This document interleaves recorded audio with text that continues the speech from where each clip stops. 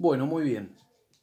Vamos a ver un poquito el tema de las virtudes, que ya habíamos arrancado algo en las clases de Zoom. Vamos a tratar de clasificar lo que son las virtudes, que están en íntima relación, habíamos dicho, con el concepto de naturaleza humana y finalidad, ¿sí? Como el hombre por naturaleza es un animal racional y por lo tanto tiene libertad, sus actos entonces son moralmente buenos o malos, ¿no? ¿En base a qué se juzgará que es moralmente bueno o malo? En base justamente a si esos actos libres del hombre coinciden con la naturaleza humana, con las exigencias de la naturaleza humana, o bien van en contra o perjudican a la naturaleza humana. Y por eso, de alguna manera, el desarrollo de las naturalezas humanas se van a dar por los actos justamente del hombre, que involucran justamente las facultades o potencias humanas, que habíamos dicho, inteligencia, voluntad y las pasiones. Las pasiones que eran los actos del apetito concupiscible y del irascible, ¿tá? Que eran 11 tipos de pasiones que ya lo habíamos visto. Bien, habíamos dicho también que la virtud, ¿sí?, viene del latín virtus, que a su vez tiene su origen en vir, en latín vir, que significa fuerza. Es decir, que el concepto de virtud tiene que ver con una cierta fuerza moral, obviamente, una cierta fuerza que le permite al sujeto justamente desarrollarse y llegar a su fin. Por eso la práctica de las virtudes, al necesitar de ese esfuerzo, va a ser justamente, va a necesitar, habíamos dicho, va a necesitar justamente un poco bastante, justamente de determinado sacrificio o esfuerzo, justamente de aquel que quiera adquirir las virtudes. Bien, habíamos dicho también que el concepto de virtud en griego, ¿sí?, es arete y significa excelencia. ¿Tá? Ya explicamos esto en las clases de Zoom, no me voy a detener ahora en esto, ¿no? Bien, de alguna manera vamos a leer un textito, ¿sí?, de Petit de Murat, que va a decir lo siguiente en relación a las virtudes. Dice: la virtud es libertad personal. Se involucra la noción de libertad. Es esa posesión, la virtud, ¿no? Es esa posesión que yo, y solamente yo, puedo tomar de mí mismo. Es decir, que implica la exigencia de la acción personal, o sea, la acción de uno mismo, para poder adquirir esa virtud. Y por lo tanto involucra justamente la acción libre del hombre. Dice también Echeverry-Garay, dice, naturalmente, el hombre busca su felicidad. Y acá tiene que ver con la finalidad del hombre, que habíamos visto en otro momento. Naturalmente el hombre busca su felicidad, es decir, el bien. El bien. Nadie quiere ser desdichado, sino feliz. La virtud es la más alta y bella cualidad que puede poseer, puesto que ella lo dispone y conduce a la obtención de aquel fin. Por consiguiente, como el hombre aspira al bien y sólo con la cooperación de la virtud puede alcanzarlo, he ahí la razón de ser de la virtud, su necesidad y la obligación de practicarla. Es decir, para alcanzar la felicidad, que es ese desarrollo del hombre en relación a su fin natural y por lo tanto a su bien, es necesario para alcanzarlo justamente la práctica de las virtudes. ¿Tá? Bien, vamos a dar dos definiciones de virtudes, una de Aristóteles, ¿tá?, y otro es de Santo Tomás de Aquino. Aristóteles, como saben, filósofo griego del siglo IV a.C., y Santo Tomás de Aquino, filósofo y teólogo, ¿tá?, del siglo XIII. ¿Qué dice Aristóteles? Dice: la virtud es lo que hace bueno al sujeto que la tiene y buena su obra. Es decir, que la acción virtuosa, aquel que tiene la virtud, aquel que posee la virtud y por lo tanto es un hombre virtuoso, perfecciona tanto a él mismo como sujeto y también va a perfeccionar la obra que va a realizar, las acciones que van a realizar, ¿tá? Las acciones que van a realizar. Que puede ser o bien un objeto fuera de mí, y por lo tanto tendríamos virtudes intelectuales en relación justamente al arte, esto después cuando veamos clasificación lo vamos a entender bien, o bien en cuanto justamente a la acción que genera, que va a perfeccionar también al mismo hombre ¿Se ve? O también perfeccionará a otros hombres. Entonces, ¿qué dice Aristóteles? Lo que hace bueno al sujeto que la tiene, que tiene la virtud, y buena también su obra. ¿tá? Y buena también su obra. Es decir, perfecciona al propio sujeto y a la acción que también realiza el sujeto. Santo Tomás de Aquino, también siguiendo los pasos de Aristóteles, va a decir lo siguiente: la virtud es un hábito bueno y operativo del bien. Definición entonces de Santo Tomás: la virtud es un hábito bueno y operativo del bien. Acá la palabra clave es hábito, ¿no? El hábito. ¿Qué se entiende por hábito entonces? Estamos diciendo que la virtud implica una habitualidad, un hábito. Bueno, ¿qué se entiende por él? Dice que el hábito es una cualidad adquirida voluntariamente, permanente y difícilmente movible, que inclina al sujeto a proceder siempre en una determinada dirección. Es decir, el hábito primero es una cualidad adquirida voluntariamente. Yo, o sea, voy a querer, justamente está el acto de la voluntad, querer adquirir una determinada cualidad. Quiero ser un hombre justo, por ejemplo. Bueno, eso de alguna manera implica un querer, ¿no? Implica un querer voluntario. Ahí está la práctica libre del hombre, ¿no? El acto libre del hombre. Una cualidad adquirida voluntariamente, permanente, o sea que alcanzado ese hábito, se mantiene en mí mismo, se mantiene en mí justamente esa tendencia habitual. Vamos a poner por caso, yo quiero tocar la guitarra, bueno, muy bien, quiero tocar la guitarra, quiero alcanzar justamente esa cualidad, ¿no? De saber tocar la guitarra. Bueno, como quiero tocarla, bueno, una vez que adquiero el hábito de tocarla, ¿sí? Que ya estoy acostumbrado de alguna manera a tocarla, esa habitualidad, esa habilidad para tocarla está permanentemente en mí. ¿Sí? O sea, yo puedo dejar de tocar la guitarra por 1, 2, 3 años y después cuando quiero volver a tocar la guitarra, si bien hay que actualizarlo un poco, pero como ya el hábito está en mí, inmediatamente me va a ser fácil volver a ejecutarla. ¿Sí? Entonces, cualidad adquirida voluntariamente permanente, o sea que permanece en el sujeto, en la facultad, y difícilmente movible, ¿no? Muy difícil después eliminar esa habitualidad que uno adquirió. Que inclina al sujeto, o sea, esa habilidad que yo conseguí, ese hábito que yo conseguí, inclina al que lo tiene, inclina al sujeto a proceder siempre en una determinada dirección. Es como que el hábito va ordenando, va inclinando, va haciendo cierta tendencia en el sujeto para que pueda conseguir justamente ese fin o ese bien. ¿Está? Bien. Es decir, que si la virtud es un hábito, si la virtud es un buen hábito, fíjense que acá agrega un hábito bueno, un buen hábito, quiere decir que hay hábitos malos entonces. Entonces, toda virtud es hábito, implica un hábito, pero no todo acto habitual, no toda posesión habitual, no todo hábito implica la virtud. ¿Por qué? Porque tenemos las virtudes que son hábitos buenos, pero también tenemos hábitos que no están ordenados justamente a alcanzar un fin natural, sino que están ordenados justamente a lo contrario. Y eso vendría a ser justamente el vicio. Entonces, así como la virtud es un hábito bueno, el vicio podemos decir que es un hábito inclinado hacia el mal, ¿no? Hacia algo malo. Vamos a ver esta clasificación. O sea que el buen hábito engendra la virtud. ¿Sí? El buen hábito, acostumbrarnos a realizar actos justamente buenos, va a generar la virtud buena. Ahora bien, una vez que uno adquirió la virtud, bueno, ¿cuáles son los efectos que se siguen de la virtud? Los actos que se siguen de la virtud. Y principalmente podemos decir cuatro, ¿no? Cuatro efectos que produce en el sujeto justamente cuando uno alcanzó la virtud. Así como el hábito bueno se transforma en virtud, la virtud inclina al hombre, como dijimos recién, por ser un hábito bueno, inclina siempre a obrar de una determinada manera, ¿no? Una determinada dirección. Bueno, ¿cuáles son los efectos en nosotros justamente de la adquisición de la virtud, una vez que obtenemos la virtud? Bien, primero que el hombre, ¿tá? El hombre va a alcanzar ese bien de un modo connatural. De un modo connatural. Es decir, una vez que adquirimos esa virtud, bueno, nos va a ser fácil, naturalmente, generar actos virtuosos. Por ejemplo, la persona que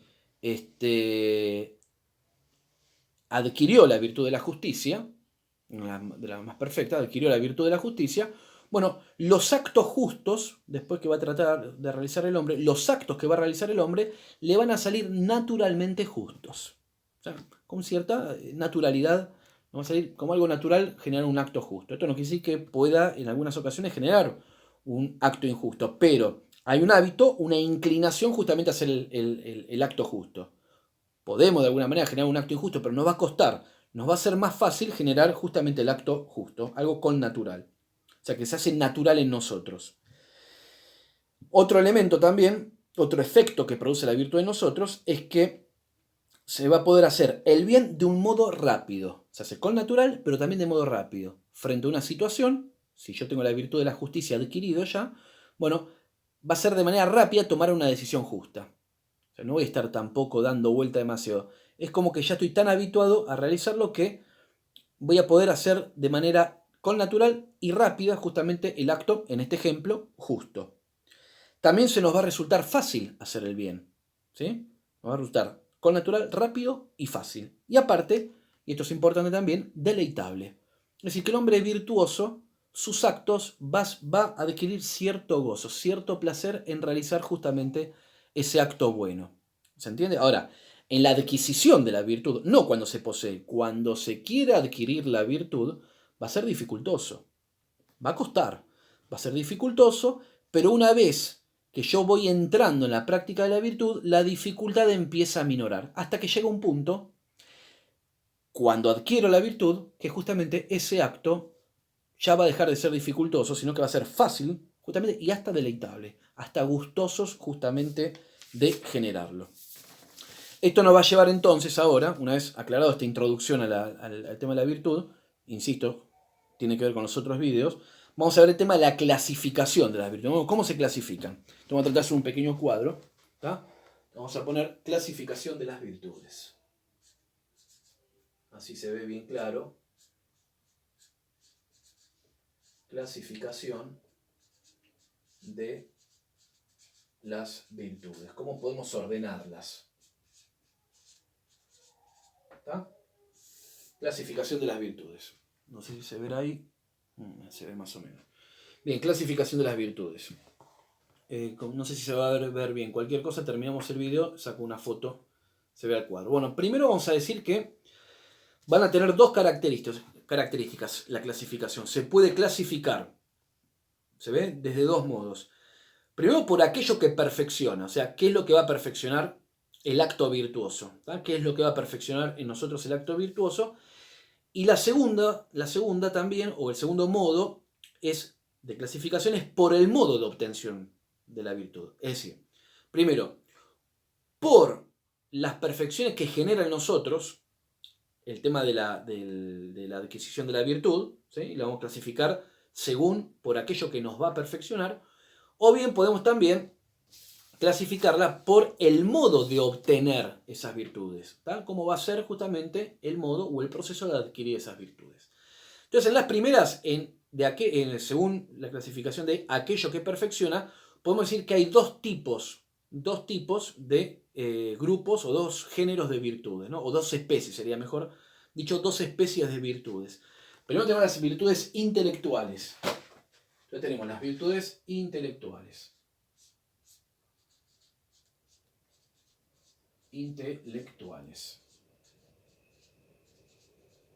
Virtudes intelectuales. ¿Sí? A ver si se ve algo ahí. No se ve nada. Bueno, el cuadro lo vamos a dejar porque no sé. A ver, después le saco una foto y lo subo también el cuadro. Tenemos virtudes intelectuales por un lado. ¿Sí? Intelectuales por un lado. Y por el otro lado van a ser las virtudes morales. ¿Tá? Las virtudes morales. ¿Qué diferencia hay entre una y la otra? Bueno, la virtud, recuerden que la virtud lo que perfecciona es una facultad, ¿se ve? Una facultad en la cual en esa facultad va a darse la virtud, o bien va a perfeccionar a todas las facultades del hombre. Las virtudes intelectuales van a perfeccionar a la inteligencia del hombre, la va a robustecer a la inteligencia para que pueda conseguir, ¿se ve? De mejor modo, o sea, más rápido, más perfecto, justamente la obtención del bien de la inteligencia o el fin de la inteligencia, que es la posesión de la verdad o alcanzar verdades. Las virtudes morales van a perfeccionar a todas las facultades. Por eso decimos que en la virtud moral, se puede hablar justamente en sentido pleno de la virtud. Porque si la virtud tiene que inclinar el hombre a la felicidad, al desarrollo óptimo justamente de su naturaleza, encontramos de mejor manera la noción de virtud se puede realizar justamente de mejor manera en las virtudes morales. Mientras que en las virtudes intelectuales, como perfecciona solamente la inteligencia, se puede hablar de virtudes relativas, ¿no? La virtud intelectual es una virtud relativa, porque no necesariamente perfecciona a todo el hombre, solamente perfecciona la capacidad de conocimiento de la verdad. Dentro de las virtudes intelectuales, ¿tá?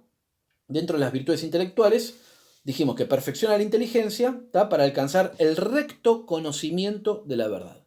Para alcanzar el recto conocimiento de la verdad. Y acá tenemos dos grupos, ¿sí? En las virtudes intelectuales tenemos dos grandes grupos. Por un lado, las virtudes intelectuales especulativas y por el otro, las virtudes intelectuales prácticas, especulativas y prácticas. ¿Qué diferencia entre una y la otra? Las especulativas van a tratar de buscar justamente el conocimiento teórico, ¿se ve? De la verdad. Punto. Mientras que en las prácticas, las virtudes intelectuales prácticas, tienen que ver justamente en la adquisición de determinados conocimientos que van a modificar o que van a perfeccionar la inteligencia, pero que no van a buscar el conocer por el conocer, como las teóricas, sino que lo que van a buscar es justamente una finalidad práctica, poder actuar u obrar de una determinada manera. ¿Se ve? Ahora vamos a especificar bien. Dentro de las virtudes intelectuales de naturaleza especulativa, las virtudes especulativas, tenemos, por ejemplo, la ciencia, ¿tá? La ciencia, porque el conocimiento científico, yo puedo deducir conclusiones de mejor manera, puedo llegar a conclusiones, ¿se ve? Con determinados métodos científicos, digamos, con un desarrollo óptimo de la inteligencia, a determinadas conclusiones que van a justamente a profundizar más en la verdad de la realidad. Y después, bueno, con la inteligencia podemos remontarnos, esto es más filosófico, remontarnos justamente por el desarrollo de las virtudes intelectuales, remontarnos a las primeras causas y los primeros principios de la realidad, ¿no? Que eso es especulación ya metafísica, que bueno, a nosotros en este momento no nos importa, cuando lleguen a sexto año lo veremos. Ahí tendríamos, por ejemplo, la virtud de la sabiduría, ¿no? Ahí va, son tres básicos, esto no hace falta desarrollarlos, simplemente nombrarlos. Hábito de los primeros principios, que son la inteligencia tiene cierta habilidad ya natural, innata, a conocer evidencias de las cosas. Por ejemplo, a mí me dicen algo que es contradictorio, inmediatamente me doy cuenta que es falso. No hace falta ser un gran hombre de ciencia, un gran filósofo justamente para esto. Por ejemplo, yo les digo, esto es un fibrón y no es fibrón. ¿Qué está diciendo este tipo? Bueno, porque esa reacción que tenemos de la inteligencia frente a esas contradicciones. Bueno, eso se da justamente por esos primeros principios que radican en nuestra inteligencia, que nos van a permitir justamente poder conocer en la realidad. Bien, eso en cuanto a las virtudes especulativas que tienen que ver justamente con el conocimiento científico. ¿Tá? Pues el hombre de ciencia tiene que adquirir estas virtudes. Por otro lado, las virtudes intelectuales, tenemos las de naturaleza práctica, que están ordenadas justamente a hacer algo. Por eso decimos que en las virtudes prácticas, la virtud implica es la recta razón de lo factible, ¿no? La recta razón hacia el obrar. En las especulativas, la recta razón justamente al conocer verdades, al conocer, ¿sí? El otro, recta razón al obrar. Estas son las prácticas. Y acá tenemos, por ejemplo, la primera, el arte, ¿no? El arte es una virtud intelectual. Y el arte, ¿sí? En la cual yo tengo que conocer ciertas reglas para hacer arte, que sin esas reglas no puedo conocer arte, por eso los que estudian arte van estudiando las técnicas, las diferentes técnicas que hay, ¿sí? Como para de alguna manera poder producir una obra. Dentro de este arte tenemos, por un lado, las artes técnicas, arquitectura, arquitectura. Arte técnica, por ejemplo, la ingeniería o de alguna manera la capacidad de hacer un puente, hacer bueno, determinados, justamente de la mecánica, ¿sí? Determinadas artes que me van a posibilitar justamente ordenar mis acciones a un fin técnico, a un mecánico, por ejemplo. El hombre que es un mecánico, bueno, tiene ciertos conocimientos, ¿sí? Hay ciertas virtudes intelectuales artísticas, pero de naturaleza técnica. Y después tenemos dentro del arte también, no las artes técnicas, sino justamente las bellas artes. Acá entraría lo que entendemos nosotros normalmente por arte, ¿no? Las bellas artes, que ahí tenemos la arquitectura, la pintura, la música, la escultura, la literatura, la danza. Hoy se habla en el siglo XX de, por ejemplo, el cine como séptimo arte. Bueno, son lo que entendemos naturalmente por arte, ¿no? Las bellas artes. Y hay un segundo grupo, ¿tá?, de las virtudes prácticas, que es la prudencia. ¿Qué es la prudencia? Que esto va a tener que ver con las virtudes morales después, como vamos a ver en el otro video.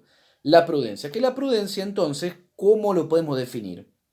La prudencia, que es una virtud, insisto, intelectual práctica, la prudencia es la recta razón, ¿tá?, en el obrar, la acción humana, respecto de las acciones individuales y concretas que se hacen, ¿tá?, o que se tienen, ¿tá?, o que se tienen para realizar algo, ¿tá?, que se tienen para realizar algo.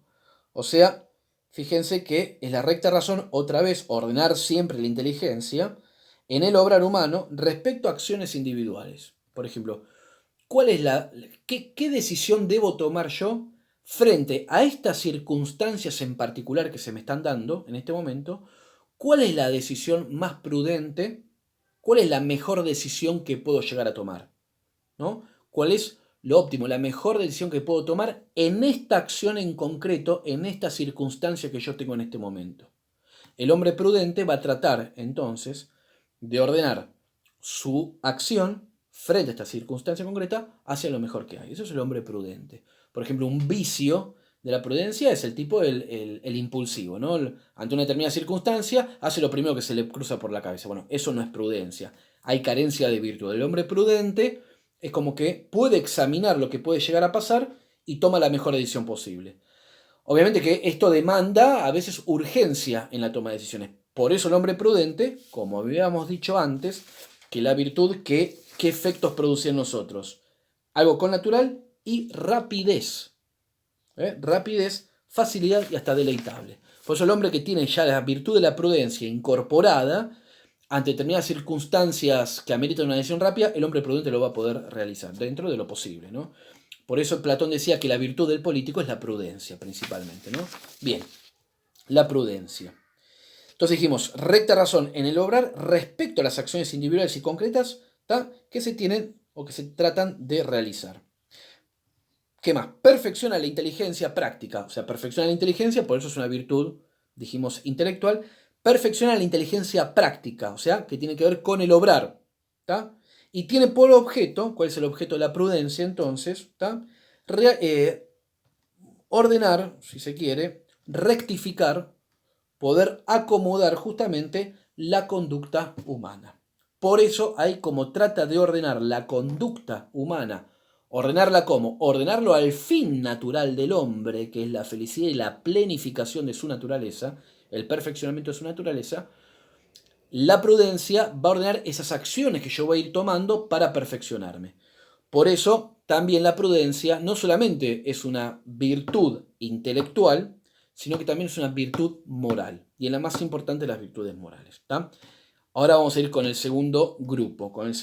Entonces, virtudes intelectuales que perfeccionan la inteligencia para alcanzar el recto conocimiento de la verdad, tenemos de dos tipos. Las especulativas, ¿tá?, que tienen que ver justamente con la ordenación del conocimiento por el solo hecho de conocer. Y acá teníamos el hábito de los primeros principios, la ciencia y la sabiduría. ¿Tá? La ciencia, si se quiere, en general. Y las virtudes intelectuales prácticas, ¿tá?, es la recta razón, justamente ordenar la recta inteligencia, ordenar la inteligencia, la razón, ¿hacia dónde? Hacia lo factible, hacia lo que se va a hacer. No tanto al conocer, sino a lo que se va a hacer. Y acá teníamos, por un lado, las artes técnicas, por ejemplo, la mecánica, por decir un ejemplo, y las bellas artes, lo que entendemos por arte nosotros. Arquitectura, pintura, música, escultura, literatura, danza, cine, si se quiere, etc. Citan conocimientos intelectuales para poder obrar justamente artísticamente.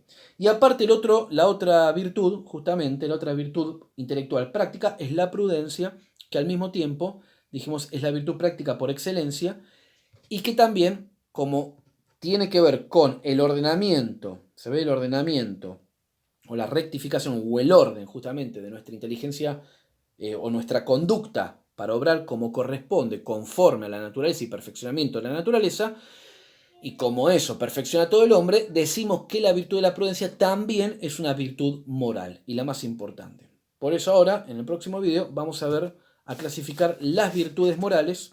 Nos quedó ahí la segunda, ordenar las virtudes morales. ¿Tá? Es más cortito, lo podemos hacer ahora.